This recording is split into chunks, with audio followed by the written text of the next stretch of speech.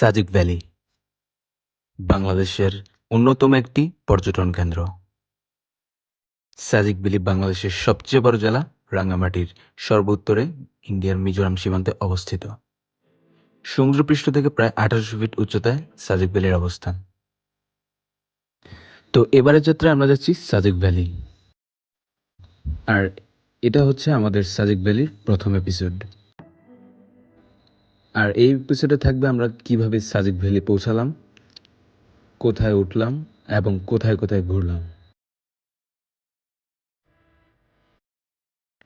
তাহলে চলেন শুরু করা যাক আমাদের আজকের এই দিনের সাজেক ভ্যালি ভ্রমণের গল্প।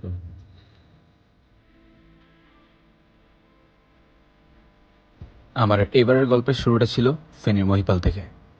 এবারের যাত্রায় আমরা ছিলাম 12 জন, আর আমার এবারের ট্যুরটি ছিল আমার ভার্সিটির ফ্রেন্ড ও সিনিয়রদের সাথে। ফেনীর মহিপাল থেকে শান্তি পরিবহন বাসে করে রাত 2টায় আমরা রওনা দিই খাগড়াছড়ির দিঘিনালার উদ্দেশ্যে।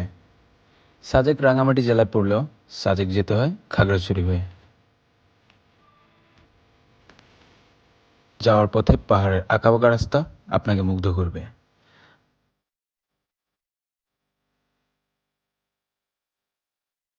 আরও রাস্তার সৌন্দর্য দেখতে দেখতে আপনারা পৌঁছে যাবেন খাগড়াছড়ি। তো সকাল 6টায় আমরা পৌঁছে যাই খাগড়াছড়ির দিঘিনালায়, আর সকালটা ছিল একদম দেখার মতো। তারপর আমরা আশেপাশেই একটা মোটামুটি মানের হোটেলে আমাদের ব্রেকফাস্টটা করে ফেলি। আসসালামু আলাইকুম guys, welcome back to my YouTube channel. After long time I am back. আমি এখন কোথায় যাচ্ছি সেটা আর বললাম না, কারণ আপনারা জানেন যে আমি সাজেক যাচ্ছি, থাম্বনেল এবং টাইটেল থেকে বুঝতে পারছেন।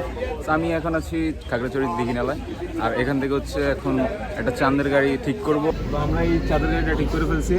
আমরা হচ্ছে একদিন থাকবো, আর আরেকদিন হচ্ছে আমরা খাগড়াছড়ির পরের দিন হচ্ছে খাগড়াছড়ির কয়েকটি স্পট ঘুরবো। তো আমাদের এই চাঁদের গাড়িটা পড়ছে হচ্ছে 9200 টাকা 2 দিন। 9200 আপনার বার্গেনিং করে নিতে পারবেন না, প্রথমে 10,000 9,000 এমন বলবে, আপনারা বার্গেনিং করে নিতে পারবেন, তাহলে আপনারা একটু কমের মধ্যে ঠিক করে পেতে পারবেন। তো এখন চাঁদের গাড়িতে উঠে যাচ্ছি, আর আমরা ফার্স্ট স্পট যেটা আছে ওটা ধরবো।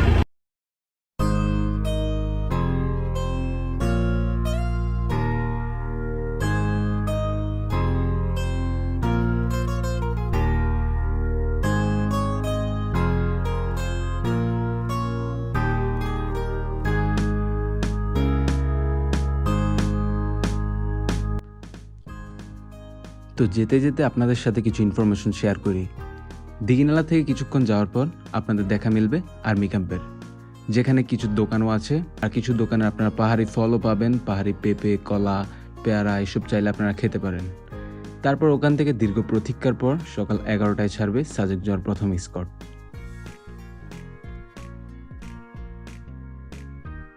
সাজেক হচ্ছে রাঙামাটি জেলার বাঘাইছড়ি উপজেলা অবস্থিত। খাগড়াছড়ি থেকে সাজেকের দূরত্ব হচ্ছে 65 কিলোমিটার, আর দিঘিনালা থেকে সাজেকের দূরত্ব হচ্ছে 40 কিলোমিটার। তাই আমার সাজেশন থাকবে আপনারা দিঘিনালার বাসে উঠবেন।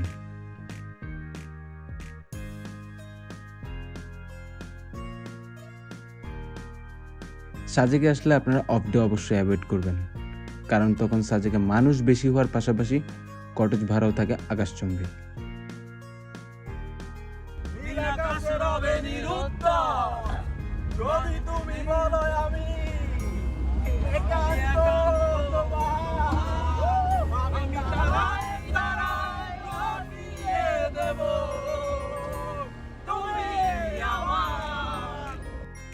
আর আমি বলবো আগে থেকে রিসোর্ট বুকিং না দিয়ে সাজেকে এসে রিসোর্ট বুকিং করবেন, তাহলে আপনারা কম দামে ভালো মানের রিসোর্ট পাবেন।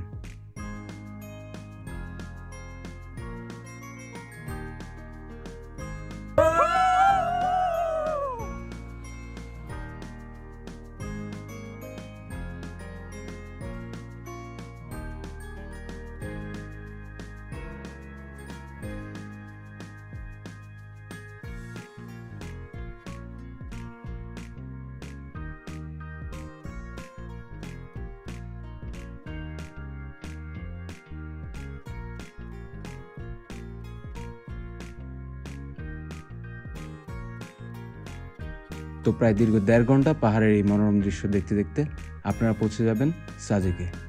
আমরা যেহেতু রিসোর্ট ঠিক করে আসিনি, তাই এখন আমাদের প্রথম কাজ হচ্ছে রিসোর্ট ঠিক করা। তো ফাইনালি আমরা এখন সাজেক চলে আসছি। আর সাজেকে এসে এতক্ষণ একটা রিসোর্ট দেখা দেখি করলাম এবং একটা রিসোর্ট পছন্দ হলো। এই রিসোর্টটা নিলাম, দার্জিলিং রিসোর্ট। এটা হচ্ছে সাজেকের যে নতুন মসজিদটা হয়েছে এটার একটু আগে। এই রিসোর্টটা হচ্ছে ডান সাইডে। তো এখন আমি আমাদের রুমের দিকে যাব।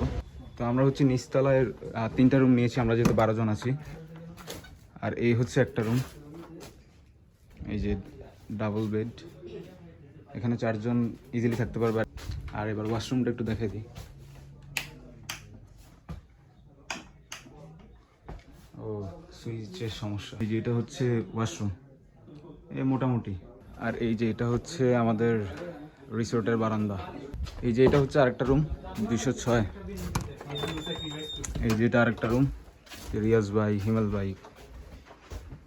এই যে এখানেও 2টা ডাবল বেড আছে। আর এই যে একটা মিরর। আর এটার ওয়াশরুমটাও দেখা দিই, সবগুলাই সেম। না এটা একটু বড়, কারেন্ট নেই মেবি। আর আমি থাকবো এই রুমটাতে, এই যে এই বেডটাতে থাকবো। আর এই যে এখানে একটা জানালা আছে, জানালা থেকে ভিউ, ম্যান ওয়াও।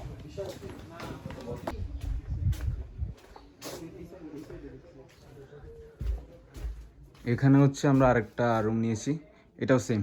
এবার ভাড়ার দিকে আসি। আমাদের ভাড়া পড়েছে হচ্ছে প্রত্যেকটা রুম 1100 টাকা করে, যেটা একটু কম। আজকে হচ্ছে আজকে হচ্ছে অগাস্টের 17 তারিখ, বাট 18 তারিখে যত কটেজ আছে সবগুলো বুকড হয়ে গেছে এবং এই 1100 টাকার রুম 3000 টাকার হয়ে গেছে, 3 থেকে 3500 টাকা। দুপুরের লাঞ্চটা কোথায় করবো? এটা হচ্ছে আমরা সিনারি রিসোর্ট অ্যান্ড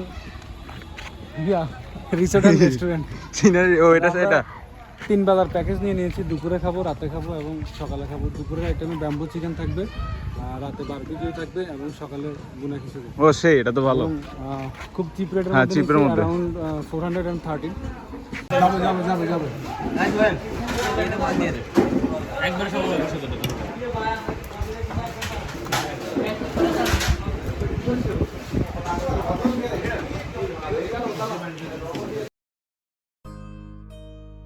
সাজেক আসছি আর ব্যাম্বো চিকেন খাবো না তা কি হয়?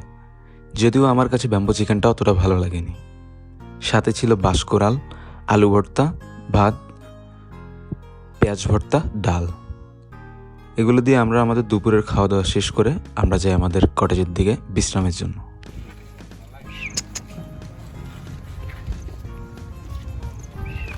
আর কুকুরটা সেই কিউট। তো খাওয়া দাওয়া শেষ করে আমরা সবাই ঘুমিয়েছিলাম, মাত্র উঠলাম। আর প্রচুর পরিমাণ টায়ার্ড ছিলাম, কারণ রাতে একদমই ঘুম হয়নি। তো এখন হচ্ছে আমরা যাব হচ্ছে কংলাক পাহাড়ের দিকে। তার আগে আপনাদেরকে আমি একটা কথা বলতে চাই, সেটা হচ্ছে আপনারা রিসোর্ট নেওয়ার আগে আপনারা ডান সাইডে নেবেন না বাস সাইডে নেবেন, সেটা আসলে জানা দরকার। আর ডান সাইডে নিলে বেটার হয়, কারণ ডান সাইডের ভিউগুলো আসলে বেশি সুন্দর। কারণ ডান সাইডে হচ্ছে ইন্ডিয়ার মিজোরাম।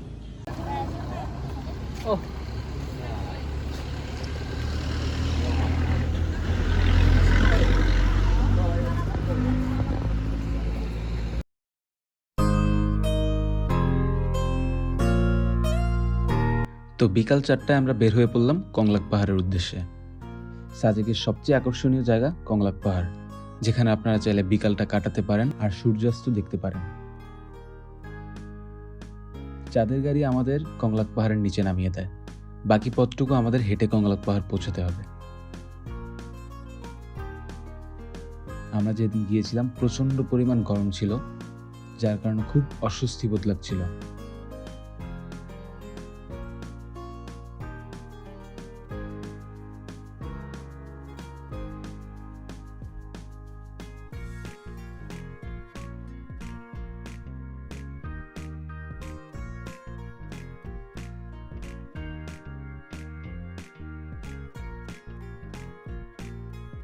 কিন্তু কংলাকের চূড়ায় পৌঁছাতে যেন অজানা এক ভালো লাগা কাজ করে বসলো।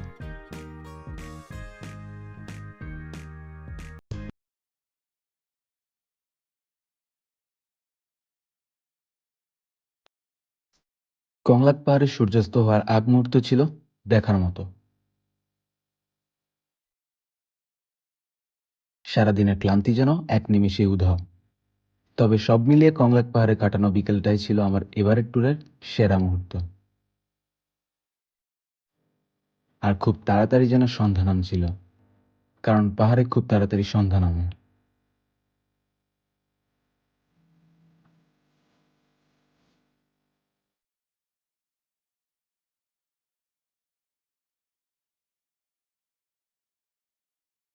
কমলা পাহাড়ের দিকে উপরে চূড়ার মধ্যে মানুষ সবাই থাকে, ওখানে বেশি ছবি টবি তোলে এবং মানুষ ওই জায়গাটাকে সবচেয়ে ভালো মনে ভাই, করে। ওই তুলনায় আজকে মানুষ অনেক কম ছিল। এই দিকে যখন আসি না, এইদিকে হচ্ছে মানুষ খুবই কম এবং মানুষ কম থাকার কারণে এই দিকের ভিউটা খুব ভালো লাগে এবং নিরিবিলি জায়গার কারণে পাহাড় সবসময় ভালো লাগে। সাগরের থেকে আমার পাহাড় ভালো লাগে কারণ উচ্চ থাকে সবসময়। আর এইদিকে মানুষের সংখ্যা খুব কম, ওইদিকে ঘুরে দেখা অনেক সুন্দর। এই যে what? আমরা এইদিকে যাবো, ইন্ডিয়ার সাইডের দিকে দেখি।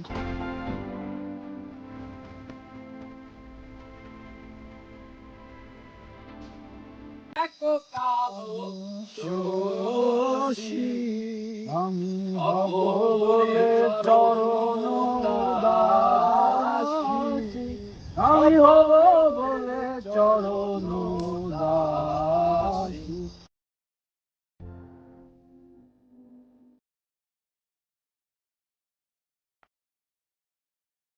So it's time to say goodbye. Goodbye, tata, Allah. না না, টাইম টু সে গুডবাই হচ্ছে কমলাক পার্ট থেকে, এখনো পুরোপুরি গুডবাই না।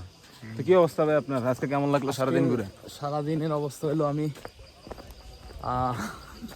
এক্সপ্লেন করার মতো না, তারপর খুব ভালোই ছিল, খুব এনজয় করছি, এতটুকুই, বলার মতো আর কিছু নেই। এটা হচ্ছে রাতের সাজেক। রাতের সাজেকের আমেজ অন্যরকম।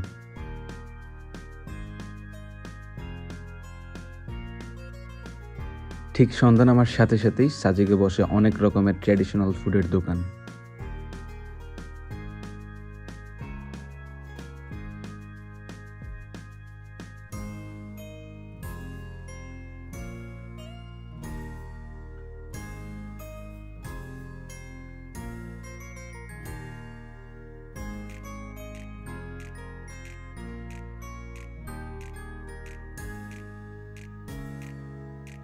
আর সিনারিও হোটেলে আমাদের রাতের খাবারের প্যাকেজে ছিল গ্রিল আর পরোটা। গ্রিল আর পরোটা দিয়ে আমরা আমাদের রাতের ডিনার শেষে আমরা বের হয়ে পড়ি রাতের সাজেক এক্সপ্লোর করতে।